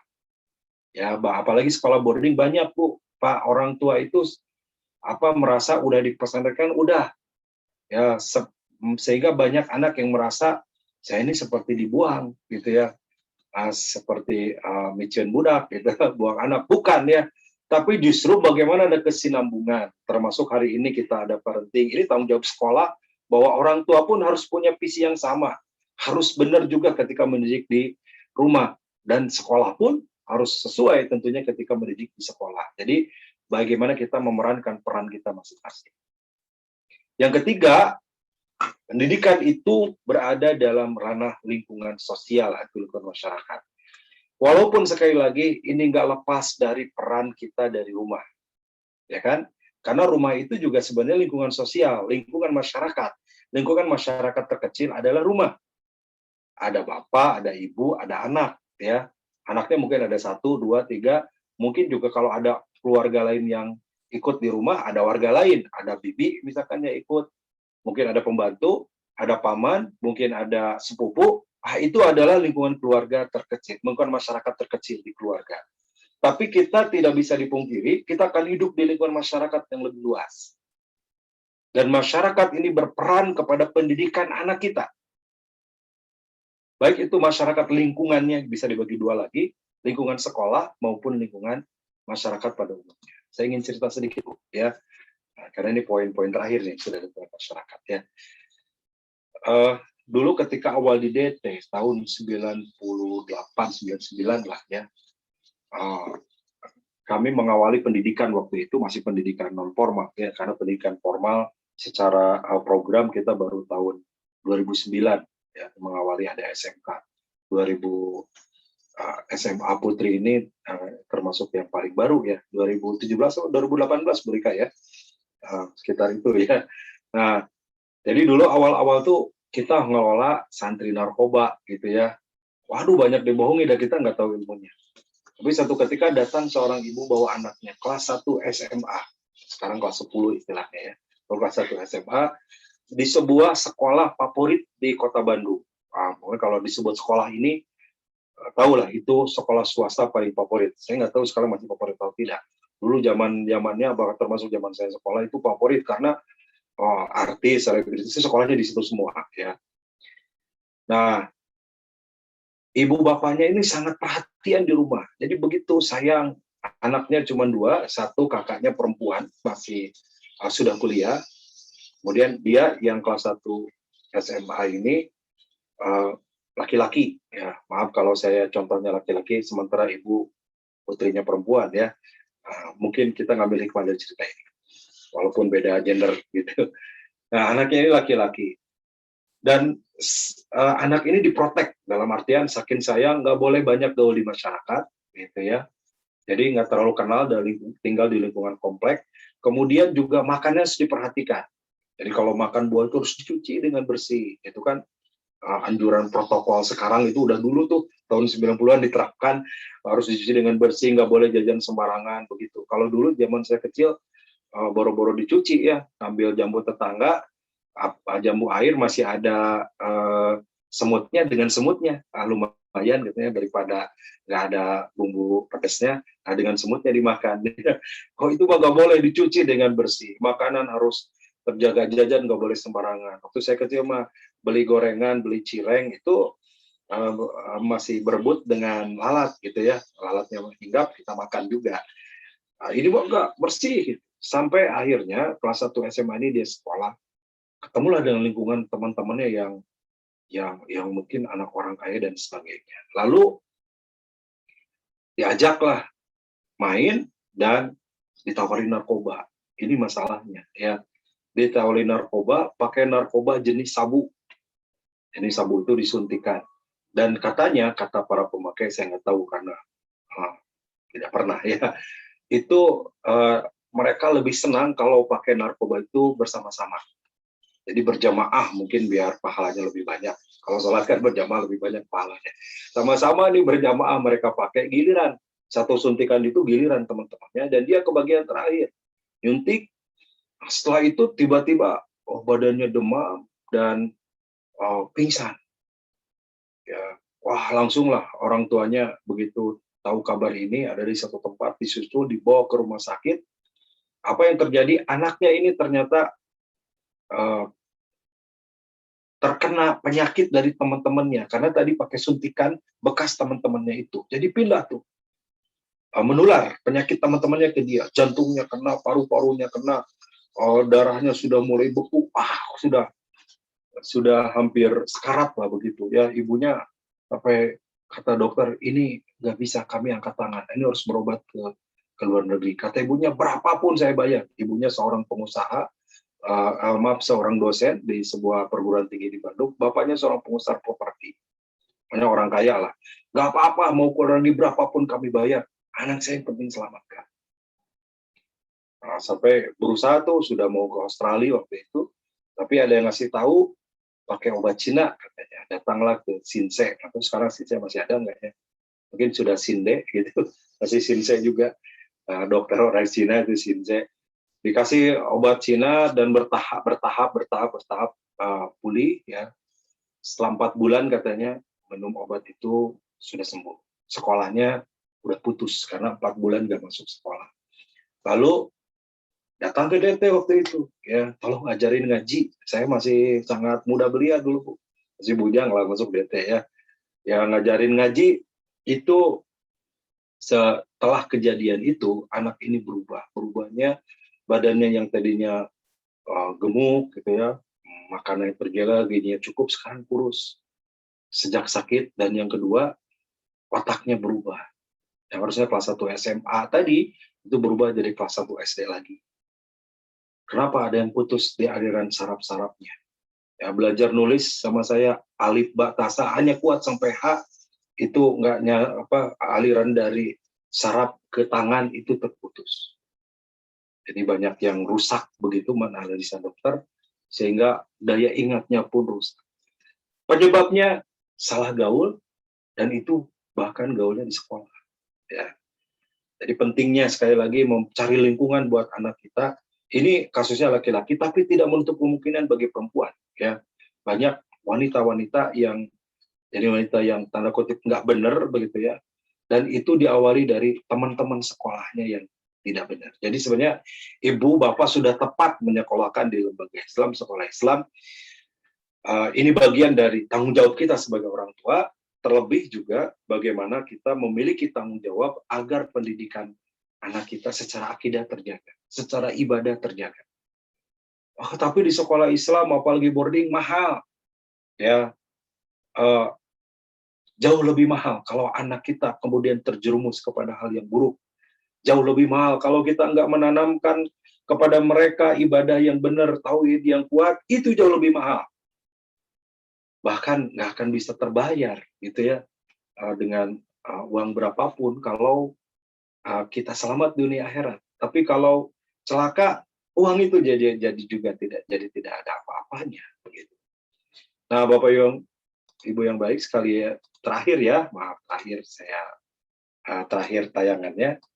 Jadi tadi secara sederhana masyarakat setelah di rumah, di lingkungan keluarga dan lingkungan masyarakat ya. Masyarakat itu kumpulan individu yang diikut oleh kesatuan negara, kebudayaan, dan agama. Masyarakat itu juga kalau definisi secara sosiologi bisa saja ada masyarakat perkantoran, masyarakat perkotaan, masyarakat pedesaan, dan seterusnya ya. Intinya adalah kumpulan dari berbagai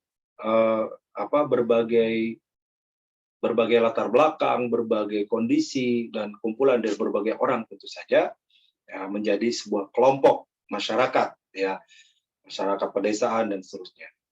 Dan itu sunatullah ya, Allah menciptakan su'uba wa qabail sebagaimana surat Al-Hujurat ayat 13 ini, bersuku-suku, berbangsa-bangsa, lita'arufu, untuk saling mengenal.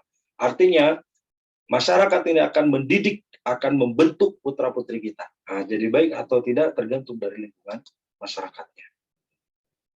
Sehingga semua anggota masyarakat memikul tanggung jawab membina, memakmurkan, memperbaiki, mengajak kepada kebaikan, mencegah kepada kemungkaran. Ini sesungguhnya peran kita, ya. Yang dituntut dalam Al-Quran, dalam masyarakat, kita melakukan proses amar ma'ruf nahi munkar. Dan ini kita mau awali sekali lagi, pendidikan mulai dari keluarga. Walau alam bisawab, karena sampai 10:30 ya, jadwal yang diberikan masih ada 5 menit lagi. Barangkali Bapak Ibu ada yang bertanya, saya kembalikan kepada Ibu Siti Rahma. Silakan Bu. Ya, alhamdulillah terima kasih banyak Ustadz atas pemateriannya ya. Jadi mencerahkan gitu ya terhadap kita semua gitu, bahwa tadi keluarga, masyarakat dan sekolah itu berperan penting dalam pendidikan anak ya Ustadz ya. Ya, baik, di sini pemateriannya sampai jam 10:30, dilanjutkan dengan tanya jawab. Nah, untuk pertanyaannya saya boleh memaparkan atau membacakan yang dari kolom komentar dulu ya Ustadz ya. Ya, silakan, Mangga. Oke, yang dari kolom komentar ini dari ayah dari Fatma Zahra ya. Afwan Ustadz bertanya, dalam mendidik anak, terutama kita menyekolahkan anak, cenderung berharap supaya bisa sukses untuk hidupnya, terutama dunianya, dan sedikit mengharap akhirat. Gimana menjaga niat supaya kita terjaga? Gimana menjaga niat kita supaya terjaga gitu niatnya Ustadz? Ya. Baik, ya ini menarik ya, menyekolahkan supaya bisa sukses dunia dan sedikit berharap akhirat. Kalau saya sih berharap dirubah Pak, jangan sedikit akhiratnya ya. Kalau kita mengejar dunia, akhirat tidak akan dapat. Tapi kalau mengejar akhirat, dunia pasti dapat. Ya, dalam hadis qudsi ya, Allah berfirman, ya dunia, ukhdu miman khadamaka. Wahai dunia, hinakan siapa yang mengabdi kepadamu. Jadi orang yang mencari dunia, mengejar hanya dunia, itu akan dihinakan oleh dunia. Namun, muliakan atau layani orang yang mengabdi kepadamu. Nah, boleh mungkin Pak, kalau saya boleh memberi saran, dibalik, tujuannya adalah akhirat. Ya, nanti dunia akan ikut. Gitu. Kita lebih banyak menyekolahkan anak supaya pintar, supaya nanti punya masa depan, supaya kuliah ke Universitas Bonafit, supaya nanti bisa kerja di tempat yang gajinya besar. Itu boleh, tidak masalah. Tapi itu baru tujuan dunia. Boleh, mungkin kalau boleh saya sarankan, itu adalah tujuan nomor 2. Nomor 1-nya, kita ingin anak kita memiliki iman yang baik, akhlak yang mulia, agamanya baik, baru kemudian yang lainnya, ya. Jadi bukan tidak boleh kita menginginkan anak kita jadi seorang yang pintar, ke depan anak kita menjadi seorang yang kuliahnya sampai tingkat S2, S3, sampai guru besar, profesor, tidak masalah, boleh-boleh saja, ya. Tapi justru yang paling utama adalah kehidupan akhirat, karena nanti orang masuk surga selamat itu nggak dilihat gelarnya. Lulusan apa ini? SD. Oh, SD mah neraka.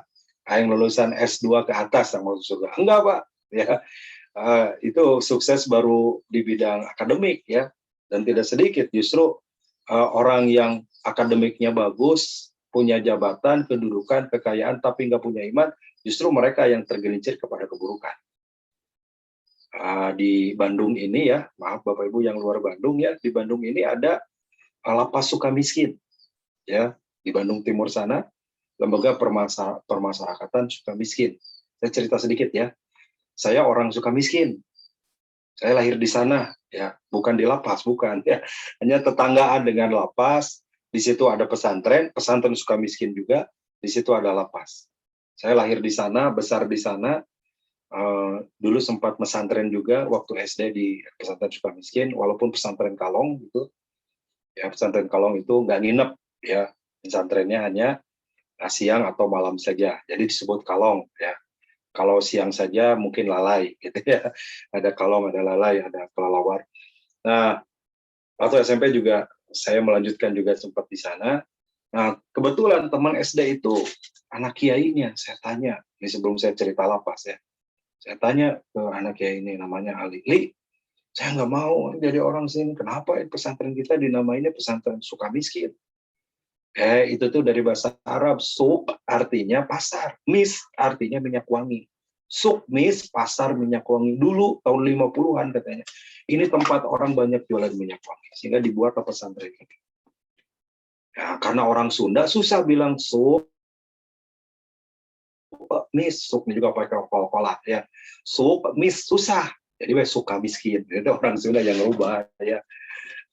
Tapi yang menarik, penjara itu, lapas itu 2013 itu jadi penjara tipikor, tindak pidana korupsi sampai sekarang ya.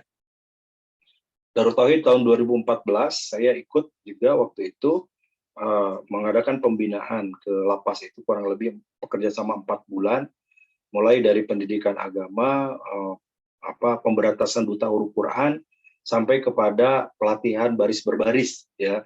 Ingat dulu ngelatih di sana ya, dan dibuka dan ditutup oleh A langsung. Menarik tuh, ketemu dengan banyak pejabat yang masuk ke lapas Sukamiskin karena banyak yang korupsi. Dan ternyata Bu, Pak, mayoritasnya adalah sarjana. Ada yang S2, S1, ada yang S3 malah. Berarti nggak ngejamin tuh pendidikan tinggi ya. Nggak ngejamin pendidikan sampai tingkat tinggi, dia ngejamin walaupun dia sukses secara duniawi. Pejabat Pak, maaf ya, saya udah rahasia umum ya, ketemu mantan bupati, mantan gubernur di sana ada ya, ketemu Pak Abdullah Putih, ketemu Nazarudin gitu ya. Banyaklah gitu ya, yang waktu itu masih di dalam ya, entah sekarang sudah pada keluar atau tidak. Tapi ternyata kepopuleran atau kecukupan secara duniawi itu tidak menjamin. Justru akhiratlah yang menjamin, yang membuat dunia akan diikuti. Jadi mari kita robah nih Bu, Pak, kalau ada kita justru ingin dunianya saja dan akhirat sedikit, kita balik. Akhiratnya yang banyak, nanti dunia yang sedikit ini akan ikut. Begitu. Lanjut Bu. Ya, dilanjut ya. Semoga tercerahkan dari orang tua dari Fatma. Nah, di sini ada pertanyaan lagi nih Ustadz dari orang tua Nida kelas 10 ya. Di sini apakah langsung mau bertanya gitu ya orang tuanya? Cek orang tua dari Nida.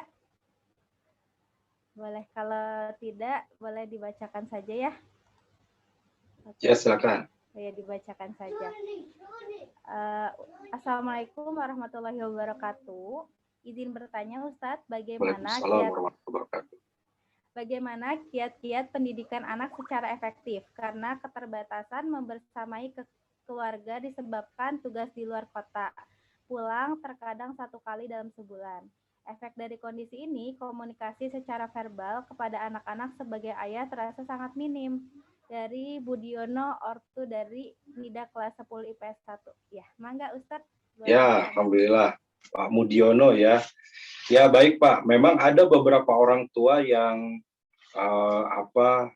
keterbatasan pertemuannya karena memang tugas ya. Ada yang pulangnya pekanan ya. Pekanan tuh. Jadi kerjanya apapun, kantornya dianggap sebagai pejabat PJKA karena pulang Jumat kembali Ahad gitu ya. Dari tempat kerjanya pulang hari Jumat ke rumah, nanti kembali lagi Ahad ke tempat kerjanya, pulang lagi Jumatnya gitu. Karena Senin sampai Jumat itu bekerja di luar kota, Jumat baru pulang ke kota asalnya. Ada yang pulangnya bulanan, mungkin seperti Pak Mudiono ini ya, karena bisa jadi pulau di luar pulau, pulangnya sebulan sekali. Ada bahkan yang hanya baru bisa pulang dalam 3 bulan sekali atau 6 bulan sekali ya. Nah, saran saya kiatnya adalah kalau ada waktu dan kesempatan pulang dan bertemu, jadikan itu pertemuannya berkualitas. Udah mah kuantitasnya jarang, itu ya, sebulan sekali. Terus ketika ketemu tidak ada kualitas karena bapak sibuk dengan handphonenya, anak-anak sibuk dengan handphone masing-masing itu. Sampai di meja makan pun kalau makan sibuk dengan handphonenya. Nah, ada tuh Bu ayah anekdot ya, pada main handphone, bapaknya gak boleh main handphone, gitu ya. Begitu jatuh sendok bapaknya ke bawah meja, anak-anak sama istrinya sama ibunya main handphone di atas meja. Bapaknya ke atas lagi, turunin lagi ya. Jatuh lagi sendok, bapak ke bawah lagi, semua main handphone lagi. Bapaknya ke atas, turunin lagi. Ternyata begitu ke bawah itu si bapak juga main handphone dulu ya. Jadi ke bawah pura-pura ngambil sendok, main handphone dia. Itu ya, anak-anak pada main handphone juga. Jadi harus ada kualitas. Ya, jangan sampai tidak ada komunikasi sama sekali. Ya, dalam istilah psikologi katanya you cannot not communicate. Ya, engkau tidak bisa menyentuh anak, tidak bisa meraih hatinya tanpa komunikasi. Jadi komunikasi, obrolan, pertemuan Kalau jarang ketemu, ketemunya sebulan sekali, yang ketemu sekalinya dalam sebulan itu harus berkualitas. Kalau perlu handphone matikan, kalau perlu TV matikan gitu ya, ajaklah komunikasi yang baik, diajak untuk sama-sama bertukar pikiran, mencurahkan hatinya. Nah kita itu kualitas ya, walaupun mungkin kuantitasnya tadi terbatas ya.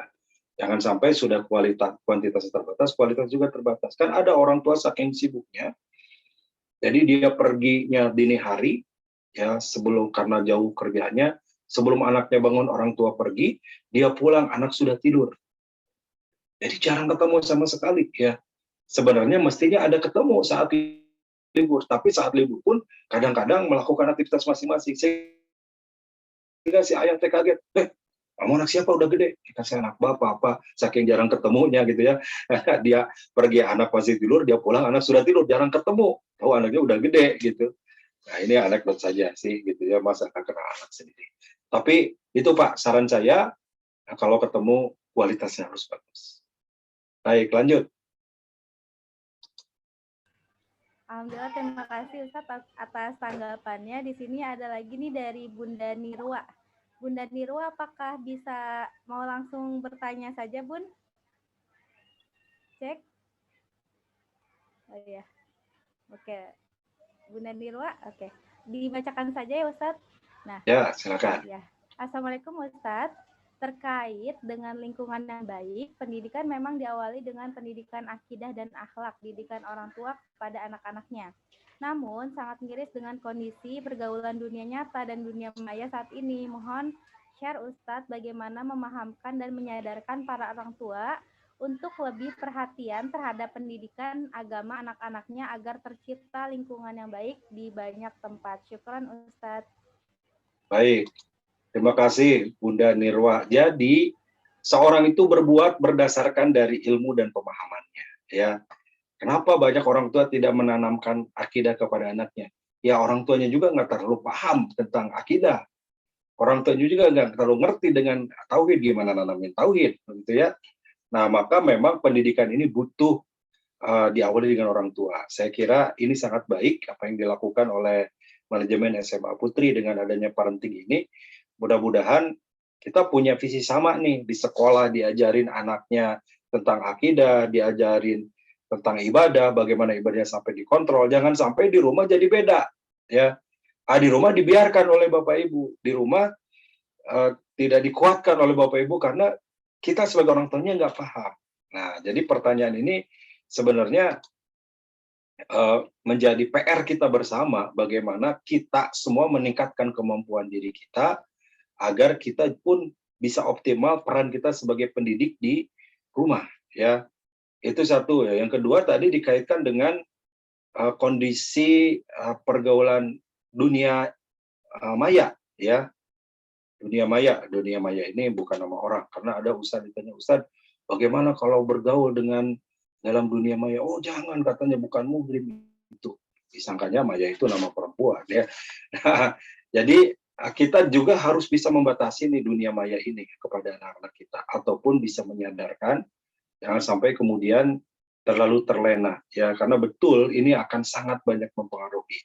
Bisa saja didikan kita bagus, tapi didikan dunia maya itu nggak terkontrol ya. Ini memang tantangan yang boleh jadi tantangan yang tersendiri yang tidak terjadi pada masa kita, Bapak Ibu ya. Masa kita kecil mah nggak ada handphone, nggak ada gadget, nggak ada laptop, nggak ada internet, sehingga ya main-main kita adalah main-main yang benar-benar jiwa sosialnya muncul. Kalau sekarang anak-anak kita, apalagi sekarang nggak boleh kemana-mana, nggak boleh berkerumun, nggak boleh berkumpul, satu-satunya pelampiasannya ya gadget ya.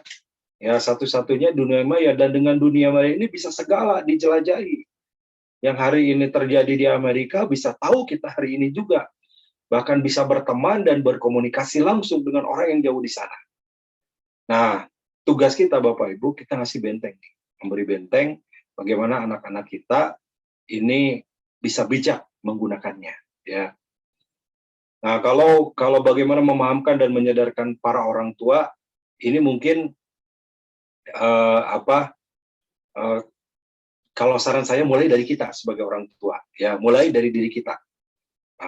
Jadi kita udah optimal belum nih? Jangan dulu mikir orang tua orang lain gitu ya. Itu tuh tetangga saya nggak benar, orang tuanya nggak didiknya. Kita nggak akan ditanya secara langsung tentang tetangga, tentang apalagi orang yang jauh. Tapi justru kita yang bertanggung jawab dengan diri kita dan keluarga kita yang lebih utama. Maka itu tadi awalan tadi ya, saya mengantarkan dengan surat At-Tahrim ayat 6, "Qu anfusakum wa ahlikum nara", karena kita sangat bertanggung jawab dengan diri dan keluarga.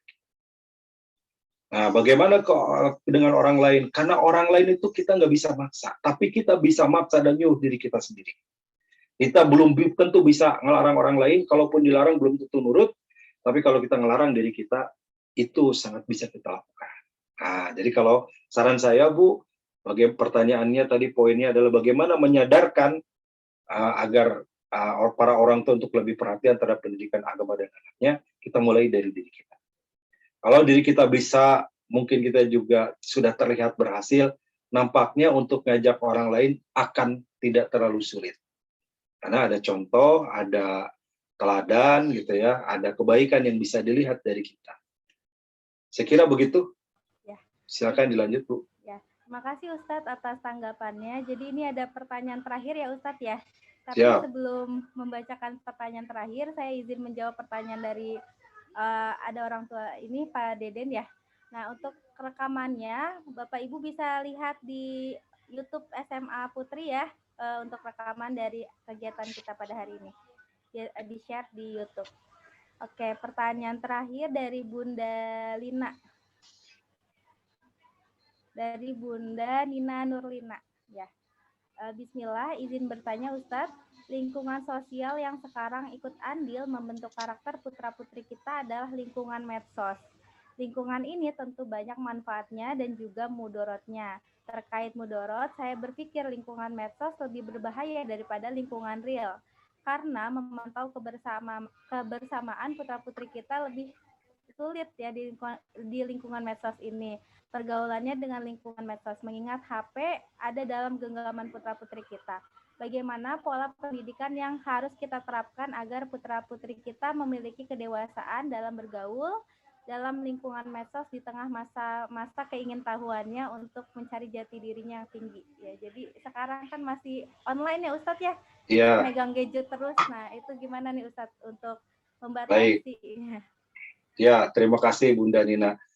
Ya, sekali lagi kita berada pada zaman yang anak-anak kita berbeda dengan pada zaman kita dahulu. Ya, seperti kita anak-anak dulu. Betul, apa yang disampaikan Bunda tadi lebih berbahaya dengan medsos ini. Dengan adanya teknologi ini, banyak orang terjerumus, ya, banyak tertipu gara-gara kenalan di Facebook ya. Kalau di Facebook wajahnya cakep gitu, begitu ketemu ternyata tidak sesuai ya, begitu Facebook ganteng ketemu hanya supir angkot gitu ya, nggak punya direktur, padahal kan itu bisa direkayasa, foto bisa foto orang lain begitu. Nah, kalau bagaimana cara mengantisipasinya, jawaban saya satu-satunya yang bisa menjadi benteng dari semua ini, termasuk dari semua keburukan, adalah memiliki pemahaman agama yang cukup.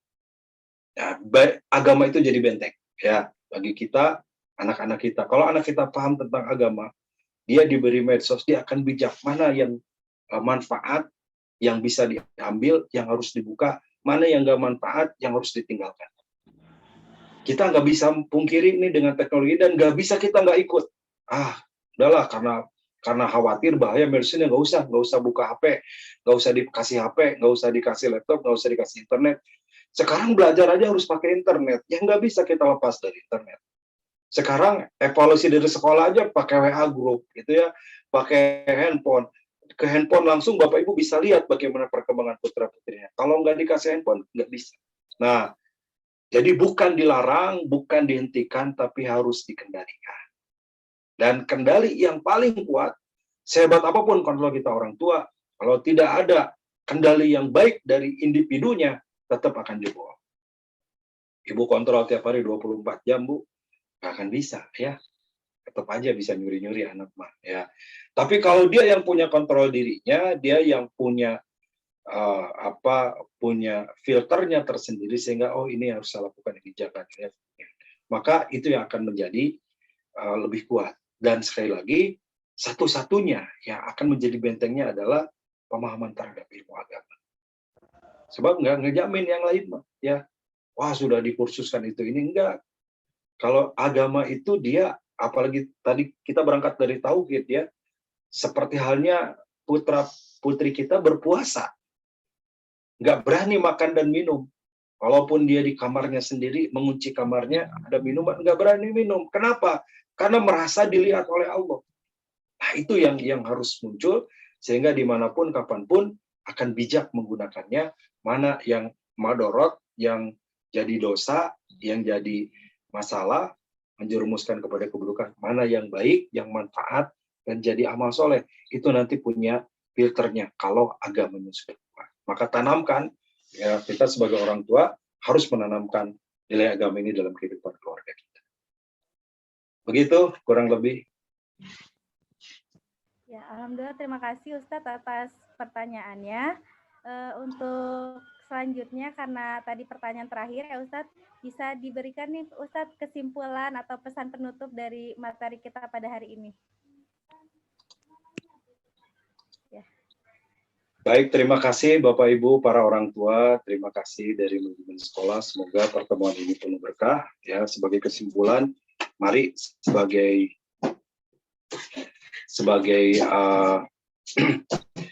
orang tua kita melakukan yang terbaik dalam hidup ini. Kita didik anak kita, perkenalkan dengan ilmu agama, juga life skill yang lainnya. Allahumma sholli wa sallim wa barik ala Muhammadin wa ala alihi wa sahbihi ajmain. Amin. Allahumma ighfir lil mu'minina wal mu'minat, muslimina wal muslimat, al ahya'i minhum wal amwat, innaka qaribun mujibud da'wat wa ya qadiyal hajat. Allahumma yassir lana umurana wa hasil maqasidana ya dzal jalali wal ikram. Allahumma anfa'na bima 'allamtana wa 'allimna ma yanfa'una wa zidna ilma. Ya Allah, ya Rahman, ya Rahim, ya Hayyu, ya Qayyum, bi rahmatika nastaghis. Ya Hayyu, ya Qayyum, bi rahmatika nastaghis. Ya Allah, ampuni segala dosa kami, ampuni segala kesalahan kami, hapus segala dosa kami, tutup segala aib kami. Ya Rabbana, mudahkan segala urusan kami, jadikan urusan yang maslahat di hadapan-Mu, ya Rabb. Titipkan kepada kami anak yang soleh-solehah. Jadikan anak-anak kami anak-anak yang lebih baik dari kami. Hindarkan mereka dari segala fitnah zaman, jauhkan dari segala keburukan, pelihara dari segala tipu daya syaitan. Ya Allah, Allahumma rabbana taqabbal minna innaka antas samiul alim, tub alaina innaka antat tawwabur rahim. Rabbana atina fid dunya hasanah wa fil akhirati hasanah wa qina adzabannar. Subhana rabbika rabbil izzati amma yasifun.